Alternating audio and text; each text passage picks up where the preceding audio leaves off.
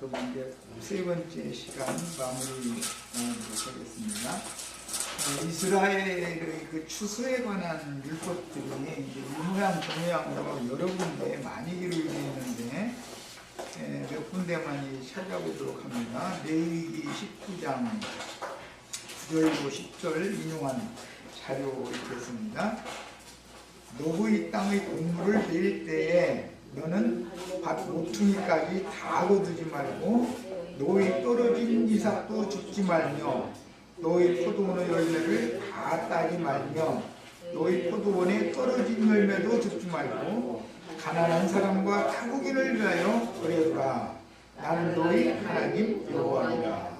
그랬어요. 여기 보면 문장 뭐 그대로 문자대로 봐도 지금 이제 룻이 이제 와서 밭뿐 아니라 이제 베들레헴 지역에 있는 모든 밭이 추수 때랑 같이 오는 거니까 이제 추수기가 되어가지고 모압 땅에서 베들레헴으로 돌아왔는데 이제 율법 적용에 너희 땅의 곡물을 뺄 때 너는 밭 모퉁이까지 있을 때는 다 되지 말고 조금 남겨놔두라는 거죠. 그 다음에는 곡물이 이제 이삭이 떨어지는 경우에는 주인은 주워가지 말아라, 주워가지 말아라. 그거예요. 그런 율법을 이스라엘인들은 문자대로 아주 절두철미하게 이걸 이제 잘 지키는 거예요. 문자대로 지키니까. 그 다음에 곡식 추수가 보리 추수 다음에 밀 추수로 이어지고 그 다음에 이제 열매 추수, 마무리 추수를 하는데 열매 추수할 때도 곡식 추수를 하는 것처럼 가지 꼭대기까지 다 따지 말아라. 좀 남겨놔둬라. 그 다음에 포도원에 떨어진 열매는 주지 말아라. 이렇게 율법이 되어 있고 더 이어지는 이제 다음에 또 신명기에서 찾아보겠지만 여러 가지로 이제 그 성경에 나와 있어요. 그리고 뭐 이제 그 단을 나르다가 단을 이렇게 한 무시 떨어졌는데 잊어먹었다. 그런 경우에는 그거 다시 되돌아서서 가서 주워오면 안 되는 거죠. 이제 이런 여러 가지 율법이 정해져 있는데 이런 것들을 문자적으로 유대인들은 철저히 지켰지만 영적 해석에 들어가서는 이것은 하나님의 버림받은 먼 나라 사람 이방인들을 또 오늘 여기 말씀에 보면 그렇게 되어 있죠. 타국인이라고 되어 있죠. 이스라엘 사람들이 아닌 사람들을 위해서 그걸 남겨놔두라는 거예요. 이것은 다 비유요 상징이었기 때문에 가난한 사람이나 타국인이라는 말은 뭐 신약의 용어로는 심령이 가난하고 마음이 겸손한 사람들을 말한 거고 타국인이라는 건 이방인들을 이제 상징하는 비유적인 표현들이죠. 이스라엘은 문자대로의 율법을 실행하기 때문에 인용한 율법을 문자대로 지켰는데 이런 율법의 근본 정신은 룻과 같은 처지에 놓인 불쌍하고 가련한 인간들을 구원하기 위하여 곡물이라는 것은 하나님의 말씀을 비유하는 거기 때문에 영적으로 해석으로 들어가서는 그래서 이제 그 율법에는 사람이 떡으로만 사는 것이 아니요 물질적인 떡만 먹고 사는 게 아니다. 하나님의 입으로 나오는 모든 말씀으로 영혼이 그걸로 양식을 삼아야 되니까 육신의 양식과 영의 양식에 대해서 두 가지를 적용을 하는 것이 이제 필요하죠.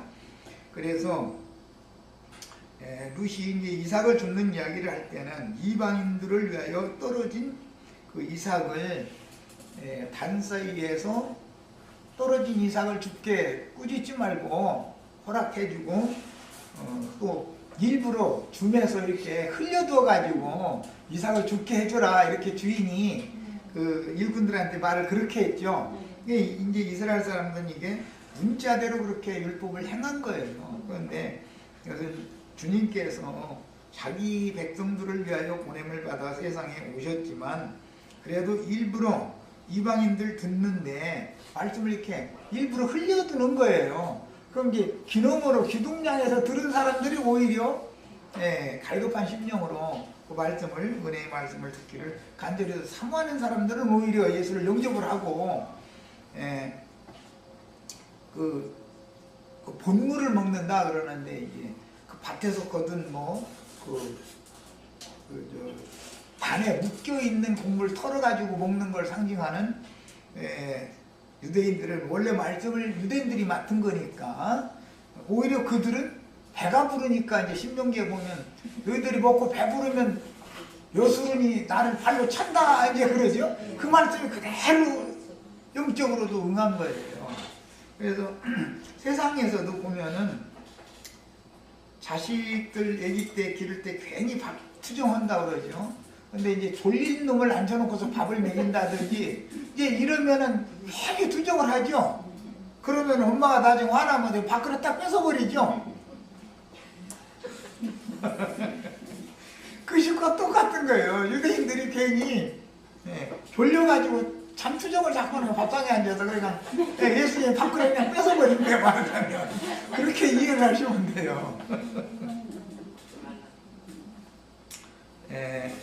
그래서 이제 유일하신 참 하나님 예수 그리스도의 영과 마음을 대변하는 말이다. 이게 가난한 자들, 고아와 객과 나그네들, 타국인들을 위해서 좀씩 남겨놔더라. 이삭도 다 주워가지 말고 과일도 다 따지 말고 자꾸 뭔가를 남기라고 하는 거는 이게 다 비유적인 표현으로서 하나님은 유대인의 하나님만이 아니고 이스라엘의 하나님도 되는데 먼저는 자기 백성들에게 보내심을 맞는 거니까 자기 백성들에게는 본물의 양식을 주시는데 애가 돌아가면서 졸려 죽겠는데 이제 밥상에 앉아서 밥을 주려고 그러니까 배가 부르니까 그런 거예요. 사실은 배고프면 정신없이 받아 먹죠.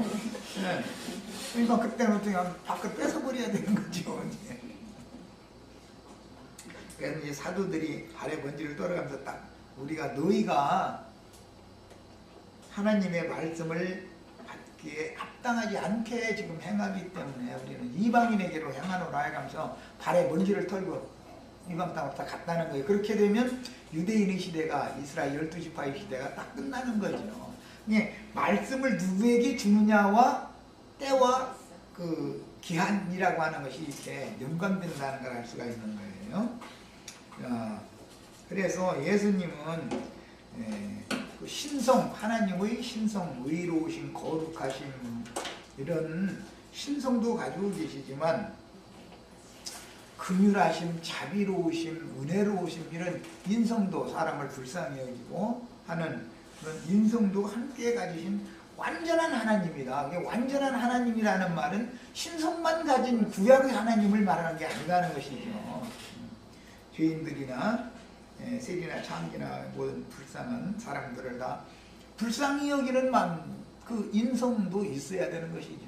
세상에서도 사람 사귈 때 보면은 사람이 아주 옳은 것에 딱 자기 옳은 것, 의의에 딱 잡혀있고 자기 선하다고 하는 그 자부심에 잡혀있고 이런 사람은 딱딱하고 하고 상대하기가 어렵잖아요.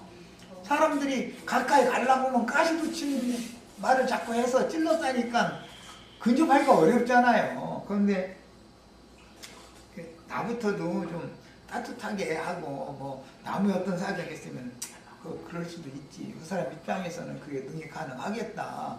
내가 그런 입장이 안 되어서 내가 모르면서 이렇게 얘기해서는 안 되지. 이런 생각을 가진 사람한테는 접근하기가 쉽죠. 아무래도.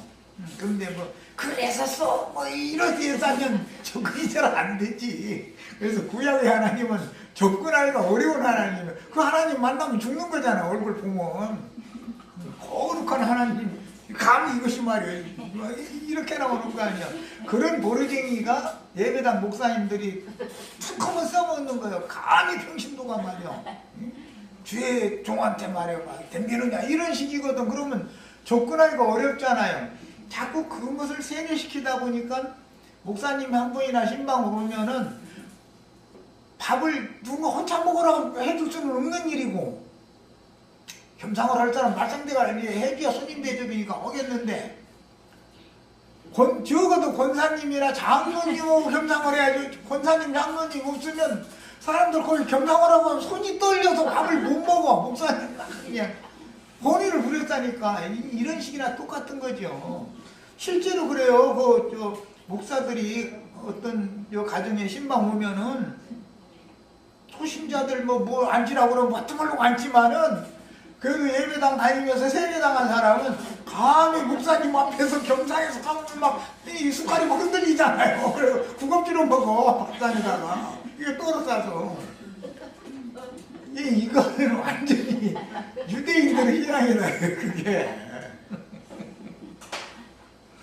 하나님은 구약 성경에 이미 율법이지만 그런 신성만 강조하는 게 아니라 이런 고아와 과부와 객과 나그네와 이런 이방인들 이런 사람들을 다 불쌍히 여기는 그런 인성도 이미 다 율법에 다 나와 있는 거다. 그런데 너무 하나님 말씀을 오해한 거죠. 유대교 지도자들이 자기네들이 권위의식이 이렇게 심어져 있었기 때문에 그런 거죠. 이게 참 놀라운 거예요 아주. 이제 주님께서는 하나님이 당신의 용으로 쓰시려면 그 권위의식 목에 좀 힘 좀 빼. 그리고 너 그 눈 뜨는 것이 왜 이렇게 힘을 줘. 그냥 유수로 딴 눈으로 또 이렇게 말하면 내가 감히 막 아니 이렇게 나오면 하나님하고 둘사녀가 지가 이겼다는데 어떻게 할 거예요. 하나님이 눈으로 불꽃 같은 눈으로 자기를 노려보면 자기 모든 죄가 다 드러나가지고 하나님 앞에서 자기는 심판받아 버릴 텐데 또 뭐 겁없는 짓들을 하는 거예요. 이게 하나님 말씀을 너무 오해하는 거죠 말하자면. 자, 그래서 하나님이 완전하신 하나님이다라고는 말을 할 때 그거는 신성만을 강조하는 게 아니다. 거기에는 인성이 포함되어 있다. 그 은혜로 접근하기 쉽게 하시는 그런 면이 당연히 있다 이거예요. 그래서 내가 누구에게 은혜를 입으면 누시 그렇게 말을 했잖아요. 그 이제 보아스가 또 만나가지고는 네가 여호와께 은혜를 입기를 바란다 이렇게 축복을 해주니까 나는 당신한테 은혜를 입기를 바랍니다 이렇게 이제 대화가 통하는 거잖아요. 그래야 밭모퉁이를 남겨두고 떨어진 이삭을 밭 주인이 줍지 말 것이며 포도송이의 남은 것을 다 따지 말고 포도를 따다가 떨어뜨린 송이를 줍지 말 것이요 곡식 단을 떨어뜨린 경우에는 다시 줍지 말라고 명하신 율법은 나오미와 룻처럼 심령이 가난하고 마음이 순수한 사람들과 말씀이신 하나님을 모르던 혈통적인 이방 죄인들을 위하여 구원의 말씀을 남겨둬야 된다. 근데 유대인들만의 말씀이 아니다. 유대인들만을 구원하는 말씀이 아니다. 하나님 말씀이라는 건 이제 그런 뜻이다라는 것이죠. 그 다음에 이 율법 정신에 따라서 유대인이든 이방인이든 전능하신 하나님의 말씀을 생명양식으로 얻어먹고 하나님의 목적을 위해서 질그릇으로 지으시고 하나님이 질그릇 속에다가 돌그릇을 이 두 그릇으로 사람을 지은 게 이 비밀이죠. 질그릇을 지으시고 생기를 불어넣어서 산혼이 되게 하여 이건 이제 돌그릇이죠. 산혼은 만물의 영장으로 지으신 사람들이 하나님의 구원을 얻을 수 있는 모든 사람들이 이방인도 구원을 얻을 수 있는 그런 길을 구약 성경에도 이미 다 이게 계시가 되어 있는 거다. 그 다음에 과거 유대교의 하시디안들이라고 그러는데 이건 이제 특히 이제 그 바리새파 사람들 이런 사람들이 이제 자신들은 아주 거룩하게 성별된 사람들이다. 그리고 너희는 다 세속적인 인간들 아니냐 막 이러고 그걸 자꾸 구별을 했다는 거예요. 그런데 그렇게 했듯이 기독교계의 자칭 경건하다 하는 자들이 하나님의 말씀을 아무리 자기들만의 것으로 여기고 욕심껏 다 거두어 자기들만의 배를 채우고 스스로 부자일지 해도 하나님은 여전히 영적인 고아와 과부와 나그네들과 가난한 자들을 위하여 조금씩 남겨두시고 이 조금씩 남겨두신 이 이삭을 주워다 먹는 사람이 오히려 은혜 가운데서 은혜를 받는다는 것이죠. 예, 세상사에서도 이미 신명기 32장 예언이 됐다니까 내가 그렇게 사랑하는 여수run이 배부르니까 발로 나를 찬다 이제 그 시기잖아요 지금. 이건 뭐냐, 성경을 아는 지식들은 많지만 생명의 그 체험이 없는 것은 은혜로 접근하도록 쉽게 자기에게 올 수 있게 해주시는 그 주님을 만난 적이 없기 때문에 그렇게 된다는 것이죠. 메말라져 가지고 배고프고 가난한 이들의 간절한 소망을 하나님은 절대로 저버리시는 분이 아니다. 배부른 자에게 식물을 주어도 귀한 줄을 모르고, 세상에서도 마찬가지잖아요. 그 맛을 모른다. 배가 잔뜩 부른 사람한테는 호텔 주방장에 와서 음식 만들어줘도 맛있다고 하죠. 배부르면 속에서 뭐 더 이상 먹고 싶지 않아서 그러는데 어떻게 할 거예요? 포만감이 있기 때문에. 그래서 우리는 하나님의 말씀을 특히 교만한 영으로 뭘 난 많이 안다, 난 이것을 알으니까, 이런 자세를 가지면 자기만 망하는 게 아니라 그런 얘기를 남한테 자꾸 주지를 시키면 그런 말을 고지 듣고 받아들이는 사람들도 자신들도 모르게 그렇게 부자가 되고 교만해지잖아요. 이것은 구원이 뭔가를 모르는 사람들의 짓인 것이죠. 그 다음에 가련한 처지에 놓인 나오미와 룻과 같은 사람에게는 비록 본물은 아닐지라도 이삭을 주워 모은 식물로 줄인 배를 조금이나마 채워 굶어 죽지 않고 연명하게 해주신 것이 너무도 감사하고 감격스럽게 말입니다. 흉년에 6.25 전쟁 끝에 이제 나처럼 그렇게 한번 살아봐야 돼. 이것은 몸으로 배워야지 말로 얘기해야 소용없어. 이거 말로는 백만에서 소용없는 소리야 이거는. 그러고 막 누군가가 뭐 먹는 거 보면 코가 찔찔 흘리고, 근데 이상하게 이렇게 코가 흘렸나 모르겠다. 그래서는 막 문질러가지고 막 이런데 흘려져가지고 그거 먹는 거 입만 쳐다보고 침 질질 흘리고 이러고 있어도 한 점 안 떼주거든. 그런 거 경험해봐야 알아. 이거는 말로는 에이 그만해야지.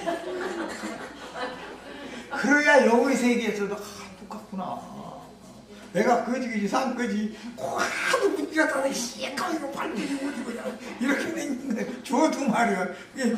수줍스럽다고 사람이 가까이 하지도 않게 그렇게 짜가이 그러고 있으면 또 주고 싶지도 않을 거야. 이제 그렇게 하면 눈물 나죠. 내가 나오미의 자부인 룻과 같이 그런 처지에 놓인 이방인이었지만 보이지 않는 전능자의 은혜로운 손길이 오늘날 주님의 몸인 하늘의 장자교회에 인도하여 주시고 너무도 귀한 생명양식을 얻어먹게 하셨고, 아예 이건 참 천지개벽이 일어난 거야. 이렇게 그 부잣집 안방마님 되게 만들어버려. 그러면 뭐 다 끝난 거지 뭐 이제. 거지 산거지를 데려다가 아니 이 부잣집 안방마님 만들어 놓는다는데 뭐 할 말 없는 거. 이건 다 끝난 거니까. 이제 하나님은 이런 분이다. 이제 이런 것이 천지개벽이잖아요. 이게 쨍하고 볕들 날 돌아본단다. 지구망에도 볕들 날이 있다. 뭐 뒤집기의 명수 뭐 하나님 뭐 예배당 목사님들도 그런 얘기는 참 잘하네. 하나님은 뒤집기의 명수다 말이야. 인생 역전을 기대하시면은 교회로 오시라고 막 이러더만 참 맞은 말이요. 베들레헴의 유력자인 보아스의 집 여주인이 많은 하인들 거느리고 참 이런 어마어마한 집안 안방 딱 차지하게 만들면 뭐 지금까지 지내온 모든 그런 서름들이 그냥 단박에 해결이 돼버린 거죠. 단박에. 하나님은 이런 걸 이미 다 준비해놓고 있었다는 거예요. 나오미와 룻을 그 모진 세월 지내게 하고 여기까지 불러오실 때는 하나님 아무 대책 없이 이렇게 하는 분은 아니라는 거예요. 우리 지체들도 그래서 어떤 절망이나 좌절감 있으면은 너무 절망하고 좌절하고 쉬지 마세요. 끝을 봐야 알아. 결과가 줘야 되는 거예요. 어릴 때는 부귀영만 누리고 호강했어도 늙어가지고 삐지나 짓으로 다녀야 되는 입장이 드는 것보다 젊어서 아까 내가 얘기한 그런 거 몸으로 다 경험하고 늙어서는 평안히 살게 해주시면 그게 낫지. 그렇잖아요. 결과가 좋아야 돼 뭐든지. 그래서 하나님의 구원은 이렇게 하신다. 이제 이런 것이 우리의 그 구원이기 때문에 이런 구원의 은혜를 실제로 경험을 하면은 하나님을 찬양 안 할 수가 없죠. 하나님이 이런 분이시냐고. 그 다음에 신명기 24장 17절로 22절 너는 객이나 고아의 송사를 억울하게 말며 과부의 옷을 저주하지 말라. 너는 애굽에서 종이 되었던 일과 네 하나님 여호와께서 너를 거기서 속량하신 것을 기억하라. 이러므로 내가 네게 이 일을 행하라 명하노라. 네가 밭에서 곡식을 벨 때 한 뭇을 밭에 잊어버렸거든 다시 가서 취하지 말고 객과 고아와 과부를 위하여 버려두라. 그리하면 네 하나님 여호와께서 네 손으로 하는 범사에 복을 내리시리라. 이것도 율법이요. 근데 여기 이제 제일 우리가 살펴보려야 될 것은 객이나 고아의 송사를 억울하게 하는 거, 과부의 옷을 전당 잡는 거, 그런 짓 하지 말라는 거예요. 그럼 과부가 돈 좀 빌려달라고 그래. 쌀을 한 발 빌려달라고 예를 들어서 우리 먹을 것이 없다고 나 좀 살게. 나 어린 새끼들하고 굶을 게 생겼으니 나 좀 도와달라고 그러면은 그 과부가 뭐 잡혀 먹을 거 있다고 과부 거 뭐 뺏어 먹을 것이 있다고 뭐 보증금 있어야 될 거 아니야? 이렇게 하지 말라는 거야. 그냥 달라고 하면 그냥 주라 이 말이에요. 그런데 사람은 그게 안 되죠. 야, 이거 이제 다 이런 것도나 율법이 말하는 참 어마어마한 하나님의 신성만 가진 분이 아니라 이미 율법 안에 하나님은 사람들을 불쌍히 여기시고 긍휼의 마음을 베푸시는 자비로우신 하나님이라는 이 인성의 하나님도 양면을 다 성경에는 암시를 하고 있다는 거예요. 네가 네 감람나무를 떤 후에 그 가지를 다시 살피지 말고 그 남은 것과 객과 고아와 과부를 남은 것은 객과 고아와 과부를 위하여 버려두며 네가 네 포도원에 포도를 딴 후에 그 남은 것을 다시 따지 말고 남은 거 따먹는 사람들이야 그거 좋은 거 먹겠어? 그거 시들시들하고 뭐 상품 같이 안 나가니까 이제 따라 말하지 괜히 그릇만 아깝다 싶어서 안 딴 건데 그래도 배고픈 사람들은 그거 먹을 거 있는 것 자체가 감격하죠. 이제 이런 것이 다 상징적인 표현이지만 이것이 주님의 말씀이 얼마나 귀한 것인가, 그 다음에 구원의 말씀을 받을 때 어떠한 자세로 받아야 될 것인가, 이제 이런 것들을 성경에는 너무 이런 말씀이 많습니다. 그래서 나는 뭘 가르치든지 세상 지식도 사람이 뭘 교만하게 할 수가 있다. 그런데 영적 지식이 더해질수록 사람이 덜 떨어지면은 사람이 덜 된 사람이 뭔가를 아는 것이 취하면 꼴값하잖아요. 세상 지식 많은 거 가지고서 따따따 해도 나는 국회의원들 뭐 한다고 뭐 나와서 또 장관들 뭐 한다고 하면 텔레비전 꺼버려. 듣기가 싫어 이상하게. 그리고 아예 난 방으로 들어가 버려. 그 사람들 나오면 아예 에이 난 안 봐버려. 그래서 텔레비전이 아주 관심이 없으니까. 그런데 그 사람들이 말대로 하면은 우리나라 힘들고 어려운 사람 하나도 없어야죠. 매번 나올 때마다 그거 했으니까 약속하고 다 했으니까 힘들고 어려운 사람 없어진 지가 벌써 해야 되거든요. 근데 왜 힘들고 어려운 사람 여전히 있냐고요. 안 맞는 소리를 하는 거예요. 사실 알고 보면 자기네 부귀영화를 누리도록 도장 찍어다 그 말이잖아. 인정해다고 그 말이지. 그게 무슨 놈고 다 쓸데없는 소리인데 그러니까 난 꺼버린다니까 텔레비전 아예. 들으나 말한 놈 소리지 뭐. 그 다음에 너는 애굽 땅에서 종되었던 것을 기억하라. 이러므로 내가 네게 이 일을 행하라 명하노라. 세상에는 가진 자가 언제나 힘들고 어려운 사람 것을 착취해가지고 자기 것을 더 채우려고 하죠. 그러면 그렇게 많이 모아놔두면 써보기라도 하고 죽느냐? 써보도 못하고 죽어요. 써보도 못해. 뭐 이런 얘기가 좀 그렇지만 그 국민들 그 대통령 하는 동안에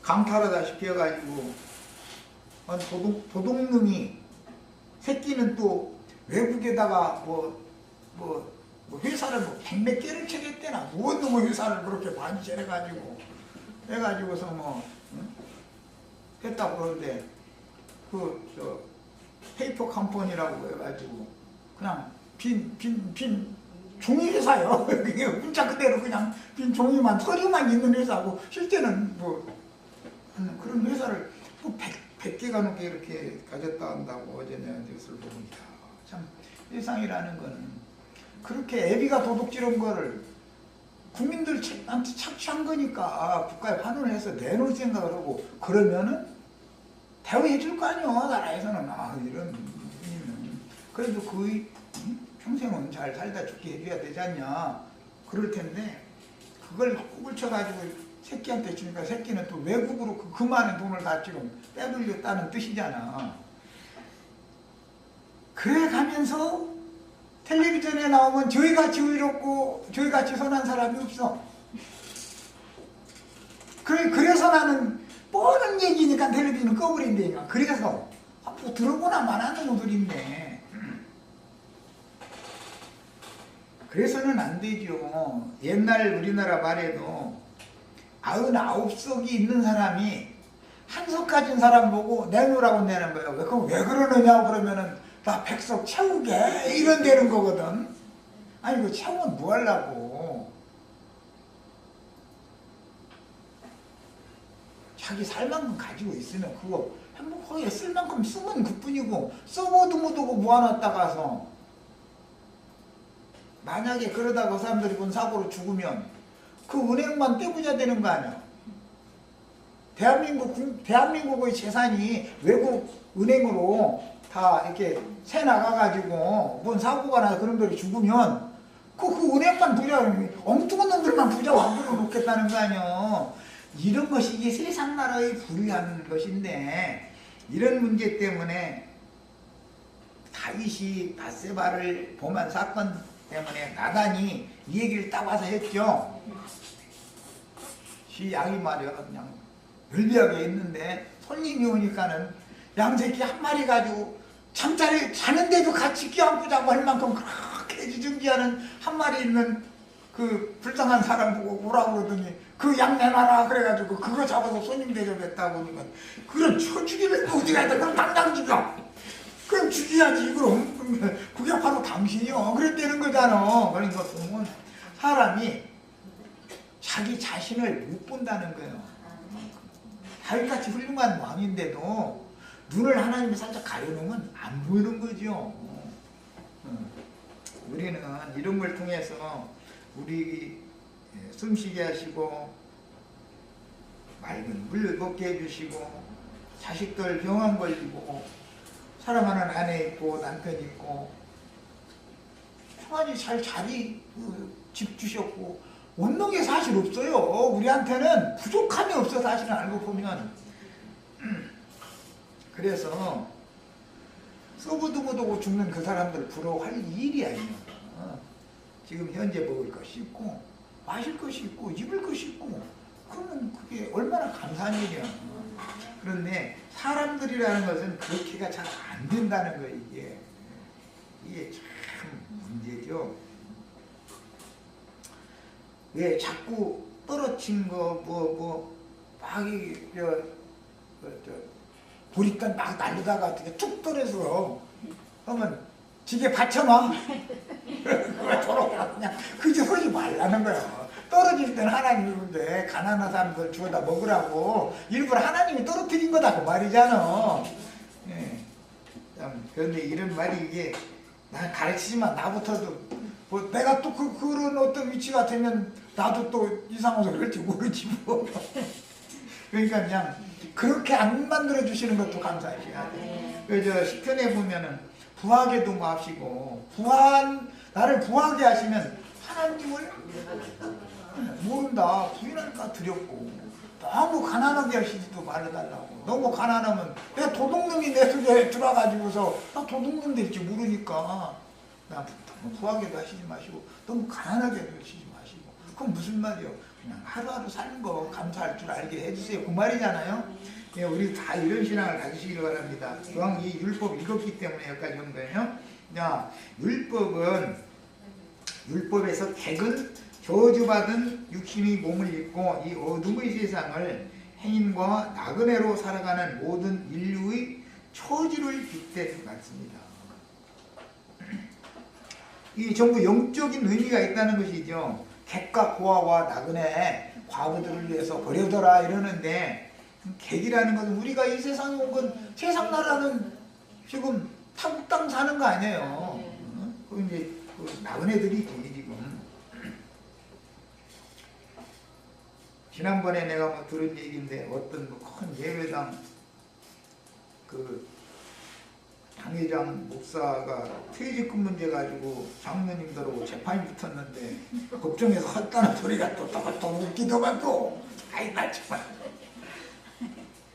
아니 당신 빼돌릴 만큼 판사가 말 빼돌릴 만큼 빼돌렸더만 뭐 이렇게 욕심내느냐 그러니까 이것은 근본 자기가 예배당을 설립한 사람이니까 다 내 것인데 이만큼 남겨주는 것만 해도 못 맞게 생각해야지 나를 법정에다 세웠다. 이건 안 된다. 이거 다 내 거다. 이러면서 주장을 한 얘기가 있냐면 이거 뭐 이야 정말 사람의 욕심이라는 건 그것이 없구나. 그런 사람들한테 어떻게 그렇게 큰 예배당 많은 사람들이 모였는지 나 그것도 신기한 일이고 또 정말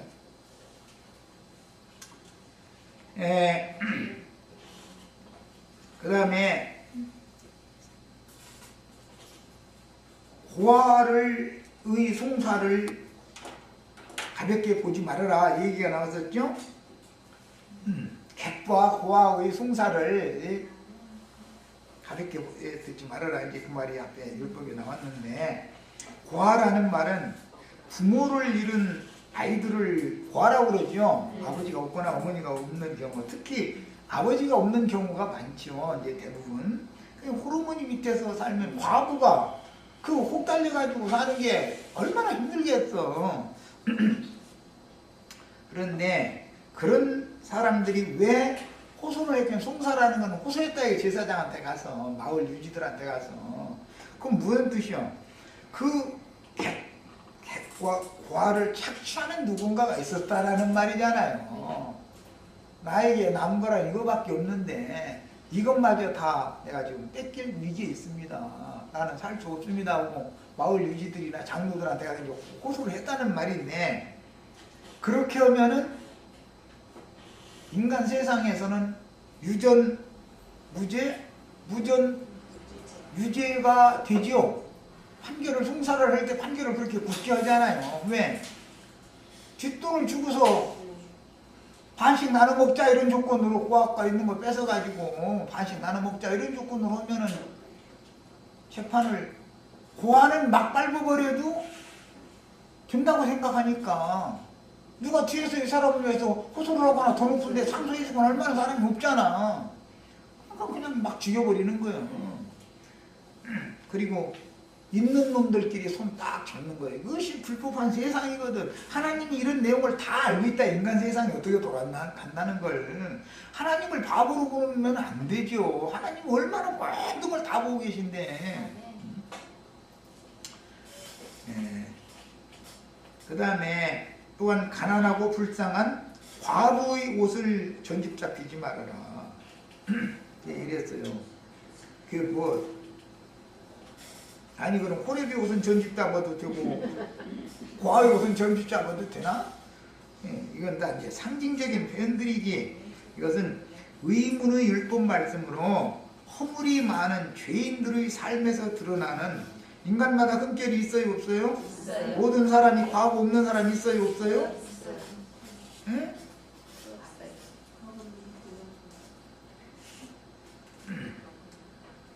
하도 거룩하고 이런 분들은 과거가 있겠어. 다 나같이 하늘을 우러러 한 점 부끄러움이 없는 사람이 있으면 나와라 다.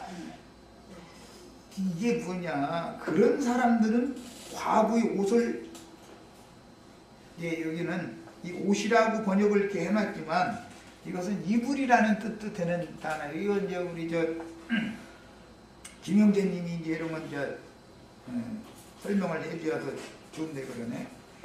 과부 옷이라는, 왜냐하면 그 겉옷은 이불로도 사용을 하는 것이 그 히브리인데 가난한 사람들이 상관했어요. 겉옷을 이불처럼 두르고 자야 됐으니까. 그래서 이제 이불 그 덮개라는 그런 개념도 있어요. 옷 얘기하면 덮개라는 개념이 있는 그런 게나 이 겉옷 이야기는. 그런데 이것을 전집한다, 전당 잡는다 하는 것은 의문의 율법 말씀으로 허물이 많은 죄인들, 하나님 아버지를 잃은 자들은 다 과부들이죠. 이게 모든 죄인들을 상징하는 말이에요. 이런 게 모두. 예, 죄인들의 삶에서 드러나는 흠결들과 허물들을 인간의 오름에 따라서 정죄하고 선악을 아는 지식에 따라서 자기 나름으로 판단해버리는 거예요. 정죄하고 함부로 판단하는 것을 상징하는 이유다. 그래서 이런 것을 옷 벗긴다. 옷을 벗긴다라는 말은 그 사람의 속내를 다 드러나게 부끄럼 주려고 그러는 거 아니에요. 아니, 여자가, 과부가 옷을 벗김당하면은 그보다 더 수치를 당할 수는 없죠. 이게 상징이지. 그 다음에 하나님께서 구원의 말씀을 주어 목자의 직임을 부탁하실 때 나그네와 고아와 과부를 부탁하고 맡기셨더니 그 중책을 오남용하여 오히려 객과 고아와 과부를 멸시하고 짓밟는 짓을 함부로 행하면서도 자신들은 하나님의 일꾼이라고 자긍하는 자들은 반드시 이런 말씀들의 뜻을 살펴야 된다. 문자대로만 해석해서는 이게 답이 안 나오는 얘기죠. 이런 짓을 하는 사람들이 사실은 객과 고아와 과부를 멸시하고 함부로 대하는 것은 하나님을 멸시하는 짓이다. 이게 사실은. 그런 의미를 잘 생각을 해봐야 된다. 우리는. 그 다음에 애굽에서 종이 되었을 때 하나님께서 나오미와 룻과 같은 나를 어떻게 속량하여 거기서 건져내 주시고 추수 때를 맞은 베들레헴의 떡집으로 인도하여 주셨으며, 베들레헴의 떡집이라는 것은 주님의 교회를 상징하는 거예요. 성경은 모두 그리스도와 교회에 대해서 예언하는 거예요. 거기서 부스러기를 얻어먹게 하셨는지를 모르는 자들은 보아스의 밭이 아닌 다른 밭이라는 게 나오죠. 네가 다른 밭으로 가지 않는 것이 좋다, 이렇게 나오죠. 보아스의 밭이 아닌, 이것은 주님의 교회가 아닌 사탄이 보좌를 정한 교회도 있다는 거예요. 이 세상에는. 예, 다른 밭의 주인들을 상징할 때는 객과 고아와 과부와 나그네들을 멸시하고 그들의 송사를 함부로 짓밟아버리고 판단을 굽게 하고 그런 짓을 하는 사람들로 상징을 해놓는다. 그래서 주님의 밭을 그런 사람들은 당연히 강탈한다. 주님의 밭을 강탈하는 것은 구원, 주님이 피로 사신 영혼들을 자기 안에 삼는 것을 상징하는 것이죠. 아합과 이세벨이 아주 유명하죠. 그게 무엇을 상징하는 거예요? 주님이 피로 사신 교회를 자기 것으로 강탈한다. 그래서 이건 창세기 6장에서부터 반복되는 얘기죠. 하나님의 아들들이 사람의 딸들의 아름다움을 보고 자기가 좋아하는 모든 자로 자기의 아내를 삼았다. 그래가지고 그들 중에서 나온 자식들이 네피림들이다. 그런데 그 후손들은 가나안의 안악자손들, 네피림 후손들이다. 이렇게. 이게 뭐예요? 자칭 크다 하는 자들, 사울이라고 하는 자들은 전부 그 네피림 후손들이죠. 자, 이것은 아합과 음녀 이세벨로 상징되는 세상 교회를 대표하는 자들을 상징하는 말이다. 다른 밭 주인이다 그랬어요. 그들은 근본적인 하나님의 속량이 무엇인지도 모르면서 인간 교훈들로 객과 고아와 과부들을 함부로 짓밟고 침을 뱉으며 그 옷을 벗겨 전당 잡으며 자기는 자칭 신의 대리자가 되어 모세의 자리에 앉아서 저 불쌍한 이들을 추하고 더럽게 여기면서 또 가난한 사람들은 꾀지지하니 또 사람들 보기에 가까이 하기가 또 쉽지 않게 하고 다녀 또. 아니 제발 가서 좀 세수라도 하고 좀 이렇게 오면 좋은데 그 가난한 사람들은 또 세상에서 이렇게 뭔 생활이라고 하는데 그저 박스 하나씩 들고 여기 가서 사는 사람들 노숙자 아니, 노숙자들은 뭐 아니 요즘에 공중 세면장 이런 데 얼마나 많아. 공중 화장실 그런데 가서 세수라도 좀 먹으면 되는데 왜 그러고 사는지 모르겠어. 그런데 그게 타선에 젖어서 그게 안 되는가 보지 아마. 어? 이게 뭐 이제 이제 그런 사람들은 당연히 아니 더러우니까 사람들이 뭘 하죠. 나부터 뭐 전철 탔는데 노숙자 아저씨가 여기 와서 내 옆에 앉으면 은근슬쩍 이렇게 딴 가지요. 뭐라 할 줄은 없고 이 사람은 심리라는 거예요. 그러니까 좀 가난한 과부 고아라 할지라도 좀 깔끔하게 하고 살아야지. 그러면은 이제 이 말을 내가 왜 하냐면 양심은 지켜가면서 살아야 되지 않냐 그 말이에요. 뭐 세수해라 또 그러니까 나 뭐 얘기해놓으면 꼭 설명 안 해주면 나중에 엉뚱하게 그래서 그러잖아요. 깨끗이 씻는다는 말은 양심을 씻어야 된다라는 말이니까 그래도 타고난 양심이라도 지켜야 되지 않냐 그 말이에요. 세수라도 하고 살아야 되지 않냐. 자기 육적인 교훈들을 맹종해주는 어리석은 자들만 좋아하는 사단의 사자들의 특징이 뭐냐, 고아와 과부의 송사를 어물게 하고 과부의 그 겉옷을 전당 잡고 이런 일을 한다라는 걸 상징이 되어 있다. 그 다음에 자신이 애굽에서 나온 것은 이제 세상에서 나온 것이지만 모압에서 들어왔다는 건 세상적인 교회 생활에서 떠나는 걸 말하는 거예요. 어떻게 지냈으며 전능자께서 어떻게 속량해 주셨는지 룻과 같은 생명의 체험이 없이 사람의 본능적인 지식으로 성경을 인용하여 마치 자기에게만 하나님의 말씀이 주어진 것처럼 교만방자해진 자들은 룻에게 은혜를 입혀서 보아스의 밭으로 인도하여 보리삭을 죽게 하신 하나님의 은혜의 성령을 욕되게 하는 짓이 얼마나 큰 중죄를 범하는 두려운 짓인지를 우리는 반드시 깨달아야 합니다. 다 좋은 것이지만 지식이라는 게 꼭 필요한 거죠. 특히 신앙생활에서 요즘에 이제 우리는 히브리 헬라어 이제 이런 것도 기본적인 걸 배우고 있는데 그런 거에 너무 붙잡히면 안 된다 이거예요. 교만해지라고 그런 걸 배우는 게 아니에요. 그런 걸 통해서 더 하나님의 마음은 어떤 분이요, 예수님은 어떤 분인가를 아는데 도움을 받으려고 그러는 것이지 그것 가지고서 막 교만 떨려고 그러는 건 아니란 말이에요. 이게 많은 것을 갖춘 사람일수록 사람이 됨됨이가 돼야지. 사람이 덜 떨어져 가지고 뭐 그냥 뭐 좀 주워 담아놓으면은 꼴값을 떨면 안 된단 말이에요. 다 유익하고 좋은 것인데 유익하고 좋도록 활용을 해야죠. 좋은 것을 나쁘게 활용하면 안 되지. 예를 들자면 돈이라는 것도 그래요. 아주 쉽게. 돈이라는 게 얼마나 요긴하고 필요한 거예요. 돈을 가진 사람이 그걸 쓰는 것이 버는 것보다 더 어려운 거예요. 가진 사람이 어떻게 쓰는 걸 보면 그 인간됨됨이가 드러나는 것이거든. 그렇잖아요. 돈을 갖고 있다는 것 자체가 나쁘다는 게 그게 나쁜 게 어디가 있어요. 돈이 꼭 필요한 건데. 그러나 그걸 가지고 교만방자한 데다가 헛돈이나 쓰고 다니면서 힘들고 어려운 사람들 사람 취급받고 이런 태도 하면 돈이 없는 게 낫지. 차라리 그런 사람은. 그렇잖아요. 돈이 많은 것이 그 사람 영혼을 망하게 한 거 아니야.